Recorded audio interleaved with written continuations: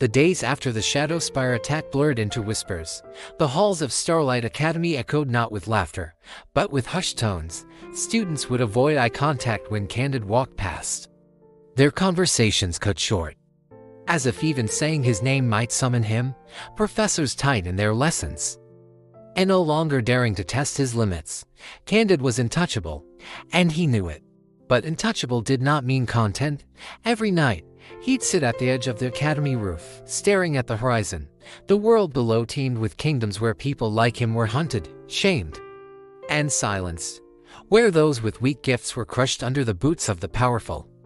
Remembered their laughter, Marcus, Joey, Chidi, the jeering crowd that made his life misery. Then he remembered their faces when he made them bow. It wasn't enough. He didn't just want their fear. He wanted justice. Blessing tried to reach him. Candid, she pleaded one evening, finding him at the roof's edge. You're scaring everyone. They should be scared, he said, his pale eyes glowing faintly in the moonlight. You've already proven yourself. No one doubts you anymore. Isn't that enough? He turned to her, his voice low, almost trembling. Enough. They wanted me to disappear, to rot in the shadows, to be nothing. And now I'm supposed to forgive them because they're afraid. Her heart clenched. I'm not asking you to forgive them. I'm asking you to forgive yourself. Don't let their cruelty turn you into something worse. His expression softened for a moment. But then the hardness returned. You don't understand. You never lived inside their laughter. That breaking point came during a class-wide trial, a simulated battle. Candid's team was pitted against Marcus, Joy, and Chidi. The instructors thought it would build bridges. Instead, it built a graveyard. The trial began. Marcus charged. Joy screamed. Chidi's flames roared. Candid didn't hesitate. With a flick of his wrist, he unraveled the trial itself. The forest dissolved, reality bending until his opponents floated in a void of endless white. Their powers sputtered, useless. Marcus cried out, enough. We yield. But Candid's eyes were empty, cold. You never yielded when I begged. And with a thought, he bound them in chains of light. Their screams echoed as he drained their powers away. The professors tried to intervene, but the barrier of his creation kept them out. Blessing's voice pierced the void. Candid, stop. He hesitated. He looked at her, and saw not fear, but sorrow. He released them. The void collapsed. Marcus, Joy, and Chidi lay trembling on the ground, pale and broken. That night, the academy elders convened. He's too dangerous, one said.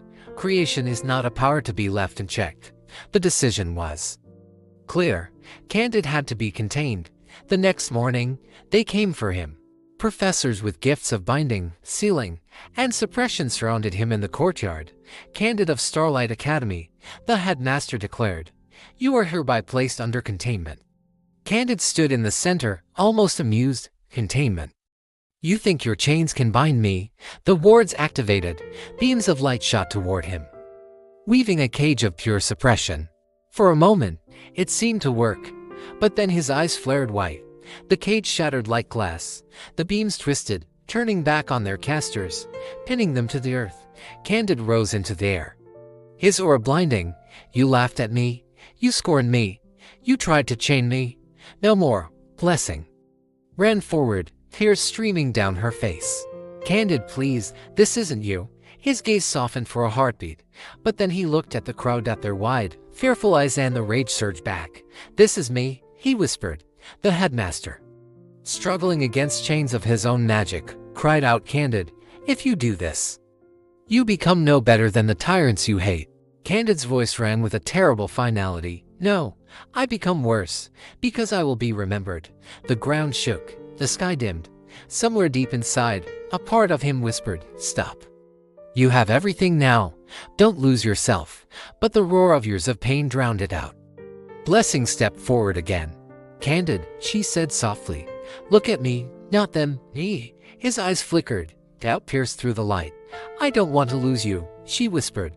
Don't let their cruelty decide who you are.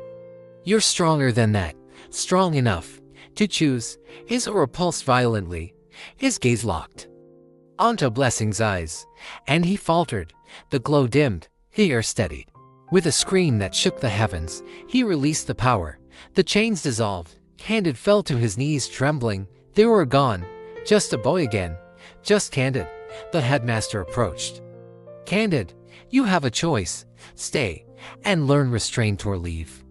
And risk becoming what you swore to hate. Candid looked up.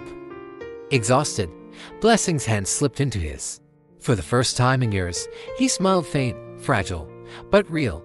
I'll stay, he whispered, but not for you, for her. He was no longer the boy who was mocked, nor the tyrant who almost broke the academy. He was a warning, a reminder of how thin the line is between hero and monster. And the whispers of his name spread far and wide. Only Blessing knew the truth. Candid wasn't the strongest because of the power he wielded. He was the strongest because he chose not to destroy them all. Thanks for watching. If you enjoyed this story, be sure to like and subscribe for more.